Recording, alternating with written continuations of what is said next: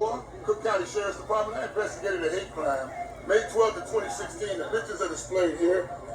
I uncovered this at 103rd and Woodlawn, which is the sheriff's impound lot. It consisted of a black mannequin with a makeshift noose around his neck, a simulated bullet hole in the center of his chest, similar to the circumference of a .45 caliber round, with his right hand postured as if bound. The Sheriff's Department, rather than taking appropriate police action, because prints were available on this, in particular in the base of the cone that somebody deliberately deposited in the side, the security item, recoverable prints were present based on information and belief and could have been traced back to one of the 28 people who were rostered in that facility at the time. It was a closed facility, not open to the public. Everybody who worked there had undergone pre and public background checks and therefore had fingerprints on file. This could have been traced. It never was. The person, the racist who presumably put it there, is still employed by the Cook County Sheriff's Department. Meanwhile, the African American, which is me, who reported this, the whistleblower, was terminated. Wow. Terminated. It gets better. The department, in order to evade its investigatory responsibility, did not perform an investigation in regards to the black mannequin. They substituted the crime scene and performed an investigation in regards to a nearby white mannequin. Wow. In order to set up a scenario where my credibility was undermined. Because certainly everything that I reported as being true about the black mannequin was not true about the white. It gets better. As I mentioned, they performed their sham investigation in regards to the white mannequin. That set an investigatory timetable where they completed their investigation on May 12th, 2016. The mannequin was deliberately placed on this option because it's the best of three options. Never choose the good in the presence of the better, never choose the better in the presence of the best. Our reference is totally, the sheriff's reference is totally obliterated from here. It's compromised here due to weathering.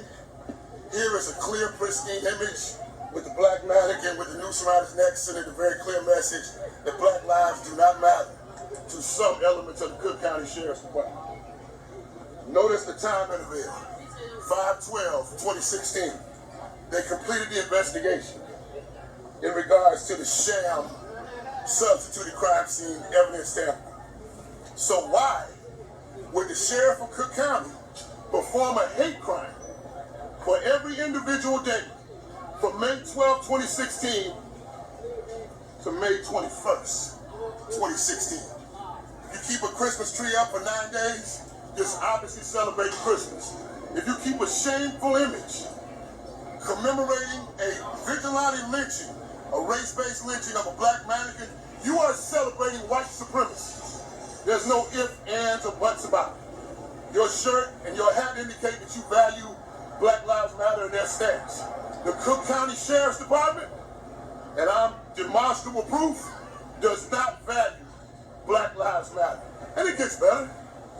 Not only did the Sheriff of Cook County perform his own individual hate crime for every individual day from May 12th, 2016 to May 21st, 2016, he fired me without a case.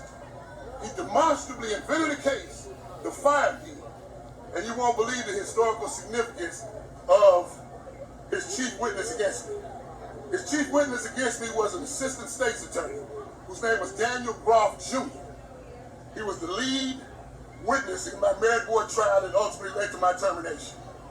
His father, on December 4th, 1969, was involved in the assassination of Chairman Fred Hampton Sr. Yes, sir.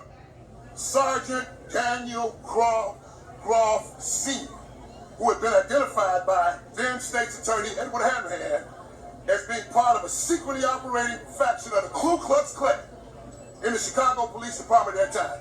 And instead of Hanrahan responsibly prosecuting that person after becoming aware of that knowledge, he decided that these individuals would be the best qualified people to be the high-powered cowards that I would need to assassinate somebody in their sleep. And this sergeant led that raid, killed those brothers in their sleep, and then demonstrably filed a false police report stating that they served a lawful search warrant, announced their office, and were immediately met by a fuselage gunfire. The only problem was, forensically, 99 rounds went into the apartment. I called 100 shots in the cover-up. The Panthers fired back once. Yes, sir. And we were police pissed shot off. 99 times. We were pissed off with what Van Dyke did. 15 shots in a cover-up. Right. This was 100 in a cover-up. 100 shots in the cover-up. And similarly, his son, being his father's He out child, here today too. He out here. and being aware of the family business, Right. the father didn't believe Black Lives Matter. The son didn't believe Black livelihoods matter. And he lied in my merit board case, which led to my dismissal. And Sarge can confirm they absolutely made up a case.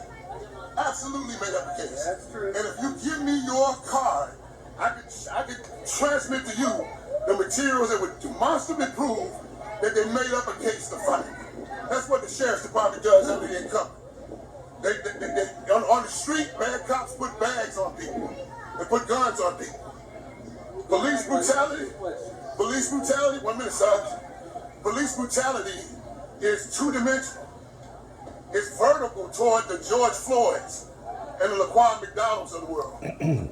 But those individuals who possess that level of animus to dump 15 unnecessary shots into a person don't lose the animus toward that particular ethnicity among their own ranks. I can imagine. So police brutality is vertical, and it's also horizontal.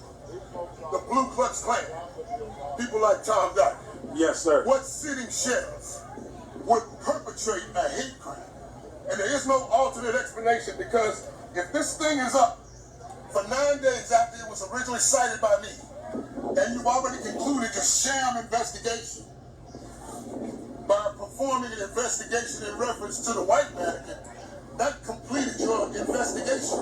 And what underscores the completion of your investigation, there's no yellow crime scene tape here. If you're gonna have it up for 9 days, have some yellow crime scene tape around it.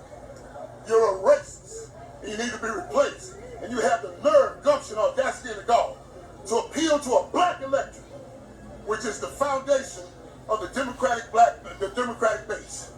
And you performed a hate crime against that ethnicity, you got a lot of nerve. So my Absolutely. question is, do you think that all cops are racist? Absolutely not. Okay. I know that. My association. Who are you to me? He is one of my best friends, if not my best friend. Absolutely, my association with him proves that I'm not racist. Right. He is the only supervisor in my 21-year history at Cook County Sheriff's Department who's ever Over 2 been, decades of who's ever service. been to my house. Usually you don't hang around your supervisors at work. No, sir. You deliberately avoid making contact with them and only come into contact as is necessary to perform your job function. Yes, sir. He's been to my house several times. Furthermore, I don't hang around supervisors at work or after work. Right. But I made an exception in his case. I hang around him. And everything I said about Tom Dyer and his administration is demonstrably true. If you give me your materials, I'll send it to you, and I can prove everything I just said. And my association with him has nothing to do with me denigrating the Tom Dyer administration. I do that because of personal knowledge and because of my experience. Who would fire the whistleblower who would point out a hate crime targeting my ethnicity? After 2 decades of service. After 2 decades, who would? And then the second question is, what responsible law enforcement agency charged with the responsibility of performing an investigative function bypasses that duty and fires the whistleblower in regards to an invented case using a well-known historical, the son of a well-known historical murder as the point of the spear in order to bring about my termination. Corrupt. And inventing a case to do so. You see, he's also my de facto campaign manager. He's doing everything he can to get the word out. Tom Dart took away all the diversion programs, which affect mainly minorities, not all minorities, because diversion programs for anyone, but it seems that there are more minorities put in it than other people. Okay? He started something called the Rocket Docket, which he listed as Reasonable Bell, but Reasonable Bell has now become Zero Bell, and you got to know that all that does is put you in further danger. When you have a state's attorney that ignores the laws and they have appointed themselves dictator, when you have a sheriff who came out in the news and said, I cannot pick and choose which laws I enforce, and he refused to evict people who weren't paying their rent, which took middle-income landlords who were just middle-income folks trying to get a little more money for their family. Now they got to pay their mortgage and the mortgage on the apartments that they're renting, and the landscaping and the taxes all got to come out of their paycheck. So we created more poor people. Nico, come here. Also want to introduce you all real quick. This is Nico. Say your last name. I don't want to mess it up. Nico Tsatsulis. Okay. He's running for Cook County Assessor. So if you think Frank Cady is not being fair with your property assessment, He's not being fair. okay. Well, Why he not in jail? this is the man. This is Right. for the job. Nick Satsoulis. If you want your taxes lowered, you gotta vote for me. We gotta fight these guys who keep uptaking our taxes and keep taxing us to death. Lower taxes for our properties. Nico Tsatsulis for Cook County Assessor. Okay, give everybody y'all social media if y'all got social media. Because this way this going at on social media. Well, my name is just my name, Brad Sandefur. Go to YouTube, subscribe to my page. I only got one video up, but now I'm going to add this one, and I got some more coming. Okay? Okay. So we're going to add videos. The more you subscribe, the more it gets out there. If you want to help out the campaign, you can contact me through Facebook, Messenger.